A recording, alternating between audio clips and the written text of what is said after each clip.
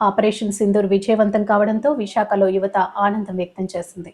జై హిందూ అంటూ ప్రధానమంత్రి మోడీకి, ఆర్మీకి అభినందనలు తెలిపింది. ఆంధ్ర యూనివర్సిటీలో ఆజాద్ హిందూ ఫౌజ్ కన్వీనర్ అడారి కిషోర్ కుమార్ సారథ్యంలో భారత్ మాతాకి జై అంటూ నినాదాలు చేశారు. 9 ఉగ్రవాదులు స్థావరాలపై భారత్ దాడులు చేయడం పట్ల అభినందన కార్యక్రమాన్ని నిర్వహించారు.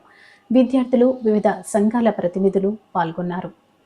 ఇదే సందర్భంలో ఇవాళ విశాఖలో నిర్వహిస్తున్నటువంటి మాక్ డ్రిల్పై అవగాహన కల్పించారు. पाकिस्तान खबरदार खबरदार खबरदार खबरदार पाकिस्तान खबरदार खबरदार खबरदार खबरदार पाकिस्तान खबरदार खबरदार खबरदार खबरदार 75 సంవత్సరాల క్రితం మనకు స్వాతంత్రం వచ్చింది. ఆజాదీ కా అమృత్ మహోత్సవం అని చెప్పి ఈ మధ్యకాలంలోనే కేంద్ర ప్రభుత్వం మన సంబరాలు చేసుకుంటూ దేశంలో ఉన్నటువంటి 140 కోట్ల మంది ప్రజలు బాగుండాలి అని ఒక ఆలోచన చేస్తున్న సమయాలలో గత 50-60 సంవత్సరాల నుంచి దేశం విడిపోయినప్పటికీ కూడా ఎప్పుడూ టెన్షనే పాకిస్తాన్తో. ఎప్పుడు బాంబుల వర్షం వాళ్ళు కురిపిస్తారో. కానీ నిజంగా మనందరం చాలా అదృష్టవంతులు. ఎందుకంటే ఆంధ్రప్రదేశ్లో, తెలంగాణలో మనకు టెర్రరిజం అంటే తెలియదు.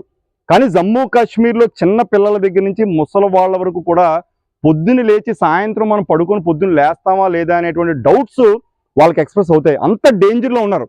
మరి మన దేశంలో ఉండేటువంటి పౌరులే, మన దేశానికి పనిచేస్తున్నటువంటి వ్యక్తులు మనందరూ సుఖంగా ఉండి వాళ్ళందరూ ఇబ్బందికరమైనటువంటి పరిస్థితుల్లో ఉంటే మనం ఏం చేయాల్సిన అవసరం ఉంది?